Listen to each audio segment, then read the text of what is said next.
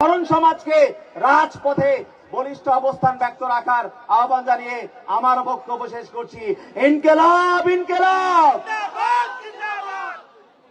সংগ্রামী উপস্থিতি, এ পর্যায়ে বক্তব্য রাখবেন সমসাময়িক সময়ের সবচেয়ে আলোচিত মুখ, জনপ্রিয় মুখ, বাংলাদেশের প্রত্যেকটি প্রান্তরে যাকে ঘিরে আওয়াজ উঠেছে, জাতীয় নাগরিক পার্টির সম্মানিত মুখ্য সমন্বয়ক জনাব নাসিরউদ্দিন পাটোয়ারী। জনাব নাসিরউদ্দিন পাটোয়ারী।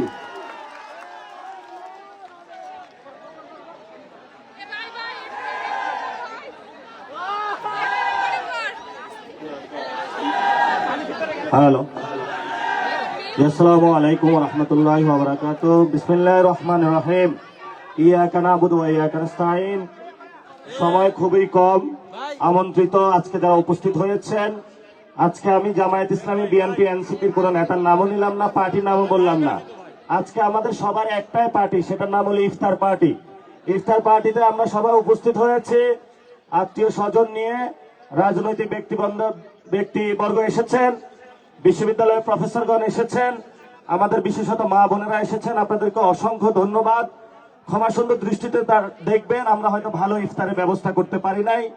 আমরা এখানে একসাথে হয়েছি, একটা ঐক্যবদ্ধ বাংলাদেশ দেখাচ্ছে, এটাই হলো আমাদের মূল আয়োজন। সম্মানিত উপস্থিতি, আমি স্পেসিফিক আকারে বলতে চাই, বাংলাদেশে গণতন্ত্র মুক্তি পায় নাই। যেই সরকারটা হয়েছে এটা একটা অগণতান্ত্রিক সরকার। কারণ আপনি যদি গণতান্ত্রিক সরকার গঠন করতে হয়, তার পূর্ব শর্ত হলো একটি ফেয়ার এন্ড ক্রেডিবল ইলেকশন প্রয়োজন। কিন্তু এই ইলেকশনে দেখেছি আমরা ইঞ্জিনিয়ারিং হয়েছে, এই ইলেকশনে দেখেছি ভোট ডাকাতি হয়েছে, কেন্দ্র দখল হয়েছে এবং সিস্টেমেটিক একটা অপারেশনের মধ্য দিয়ে বাংলাদেশি জনগণের যে রায়, সে রায়কে দিল্লিতে এবং লন্ডনে যে চুক্তি হয়েছিল সেই চুক্তি অনুযায়ী সরকার গঠন করা হয়েছে। এজন্য আমরা বলবো, ময়ূর তার পেখম যদি কাকের উপরে পালানো হয়, কাক কি ময়ূর হয়ে যায়? এই জন্য বলবো যে স্বৈরতান্ত্রিক যে ব্যবস্থা আমাদের সংবিধান রয়েছে, এই সংবিধানে যিনি প্রধানমন্ত্রী বর্তমানেও আছেন, উনি স্বৈরতন্ত্রের পথে হাঁটছেন। এই জন্য আমরা ওনাকে বলবো, বাংলাদেশের মানুষকে ঐক্যবদ্ধভাবে আমাদেরকে সংবিধান সংস্কার সভা যেটা আছে এটা বাস্তবায়ন করতে হবে। যদি বাস্তবায়ন আমরা না করতে পারি, তাহলে আপনারা এরকম দেখতে পারবেন শেখ হাসিনার মতনই যেইভাবে রাজত্ব চালিয়েছিল, আরেক স্বৈরতান্ত্রিক রাজত্বের দিকে আমরা যাচ্ছি। কিন্তু এই স্বৈরতান্ত্রিক রাজত্বের দিকে যদি কেউ যেতে চায়, আমরা তখন দেখবো না আপনি কি বেগম জিয়ার ছেলে নাকি শহীদ জিয়া রহমানের ছেলে। লড়াইটা হবে ফেসিবাদ এবং ফেসিবাদী বিরোধী লড়াইয়ের শক্তির মধ্যে। এবং আমরা স্পষ্ট ঘোষণা করছি, আমরা বাংলাদেশে আর কোন ফেসিবাদী ব্যবস্থা চাই না, চাই না। এই যে লাস্ট কথা যেটা বলবো, বিচার, সেটাতে নাকি 1 কোটি টাকার ঘুষ পাওয়া গিয়েছে। আবার যার নামে অভিযোগ এসেছে সেও নাকি বিএনপির একটি দাপ্তরিক দায়িত্বে আছে। তো বিচার প্রক্রিয়া যদি এই অবস্থা হয়, তাহলে আবু সাইদ, মুগ্ধ, শহীদ ওয়াসিম তারা যে জীবন দিয়েছিল, তারা তো সেই জীবনের বিচারও তারা পাচ্ছে না। এই বাংলাদেশ আমরা দেখতে চাই না। নতুন করে কথা এসেছে যে শেখ হাসিনা নাকি ভুল বুঝানো হইতো, তাকে কারা উপদেশ দিত। একটু আগে একজন বক্তা বলেছিলেন যে তারেক রহমানকে কে ভুল বুঝায়। তো তারেক রহমানের রাজনৈতিক উপদেষ্টার নাম আপনারা জানেন? রাজনৈতিক উপদেষ্টার নাম হলো তারেক রহমানের রাজনৈতিক উপদেষ্টার নাম হলো আব্বাস উদ্দিন সাহেব। এবং এই আব্বাস উদ্দিন সাহেবের রাজনৈতিক উপদেষ্টাকে জানেন? আফরোজা আব্বাস সাহেব, যিনি সুন্দরবনে কেন্দ্র দখল করেছিলেন, ভোট ডাকাতি করেছিলেন। তো আমরা ধরে নিতে পারি তারেক রহমানের ইনডিরেক্ট উপদেষ্টা হলো মির্জা আফরোজা আব্বাস সাহেব। তো দেশটা কোন দিকে যাবে সেটা তো আমরা বুঝতেই পারি। তারপরও নারীর এম্পাওয়ারমেন্ট হয়েছে, তো সেই জায়গা থেকে তাদেরকে আবেদন জানাবো, আমাদের অনেক মা বোন দর্শিত হচ্ছে, আল্লাহর রাস্তা আপনাদের কাছে মাপ চাই। যেই মায়েদের থেকে আমাদের জন্ম, আপনারা একজন সন্তান আছে, আল্লাহর রাস্তে যেই কোনো ভাবে হোক বাংলাদেশে, এই যে স্বরাষ্ট্রমন্ত্রী আছেন অটোরিকশা নিয়ে ব্যস্ত আছেন, এই যে বিভিন্ন কাজে ব্যস্ত আছেন, এগুলো বাদ দিয়ে আগে দর্শনটা থামান। আমরা বাংলাদেশে দর্শন চলতে দিতে চাই না। যদি আপনারা এটা না করতে পারেন, আমরা আমাদের নিরাপত্তার দায়িত্ব আমাদের হাতে তুলে দেব ইনশাআল্লাহ। রাজশাহীবাসী ভালো থাকবেন। রাজশাহীবাসী ইসলামিক আন্দোলনের ঘাঁটি ছিল, ভবিষ্যতেও থাকবে। ইসলামের পক্ষে লড়বে, সার্বভৌমত্বের পক্ষে লড়বে, আজাদির লড়াই চলবে। আসসালামু আলাইকুম ওয়া রাহমাতুল্লাহি ওয়া বারাকাতুহু।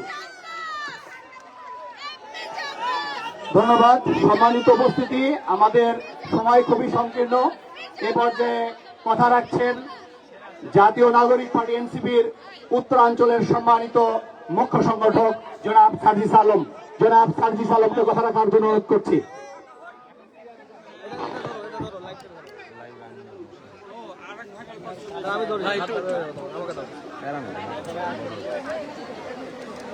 বাংলাদেশের অনিন্দ্য সুন্দর বিভাগ, উত্তরবঙ্গের তথা বাংলাদেশের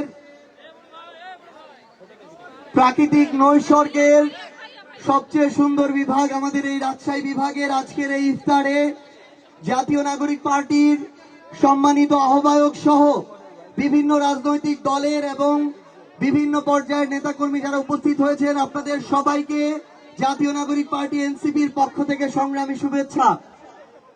যেহেতু ইফতারের সময় ঘনিয়ে আসছে, শুধু একটি কথা বলে শেষ করব। আজকে বিএনপি সরকারের পক্ষ থেকে একটি সিদ্ধান্ত নেওয়া হয়েছে। সিদ্ধান্তটি নেওয়া হয়েছে যে ম্যানেজিং কমিটির কিংবা গভর্নিং বডি যত ধরনের বেসরকারি স্কুল শিক্ষা প্রতিষ্ঠান আছে, সেগুলোর গভর্নিং বডির সভাপতি হতে কোনো ধরনের শিক্ষাগত যোগ্যতা লাগবে না। অন্তর্বর্তীকালীন সরকারের সময়ে সিদ্ধান্ত নেওয়া হয়েছিল যে কোনো একটি শিক্ষা প্রতিষ্ঠান, এই বেসরকারি প্রতিষ্ঠানের ম্যানেজিং কমিটির সভাপতি হতে অন্তত স্নাতক অর্থাৎ অনার্স পাস কাউকে আসতে হবে। সেটা বাদ দিয়ে বিএনপি যখন এই সিদ্ধান্ত নেয় যে কোনো শিক্ষাগত যোগ্যতা লাগবে না, আমরা মনে করি বিএনপি একইভাবে বাংলাদেশের শিক্ষা প্রতিষ্ঠানগুলোকে দলীয়করণ করে বাংলাদেশের অগ্রগতির মেরুদণ্ড ভেঙে দিতে চাচ্ছে। আওয়ামী লীগ যে প্রক্রিয়ায় বাংলাদেশের শিক্ষার মান এবং কোয়ালিটিকে ধ্বংস করে দিয়ে বাংলাদেশের স্বৈরাচার কায়েম করেছিল, বিএনপি যদি একই প্রক্রিয়ায় মুখে সবার আগে বাংলাদেশ আর কাজের সময় কোনো মানের দরকার নাই, যোগ্যতার দরকার নাই, এই প্রক্রিয়ায় যেতে চায়, তাহলে বাংলাদেশের জনগণ আগামীতে তাদেরকে প্রত্যাখ্যান করবে। আমরা বিএনপিকে আহ্বান করব, আপনারা প্রয়োজনে যোগ্যতা সম্পন্ন মানুষদেরকে আপনাদের পার্টিতে নিয়ে আসুন, অথবা পার্টিতে যারা আছে তাদেরকে যোগ্যতা সম্পন্ন করে তুলুন। কিন্তু বাংলাদেশের শিক্ষা ব্যবস্থাকে নিয়ে আর কোন ধরনের পায়তারা করার সুযোগ কাউকে দেয়া হবে না। সবার সাথে রাজপথে আবারও দেখা হবে। ইনকিলাব জিন্দাবাদ। জাতীয় নাগরিক পার্টি।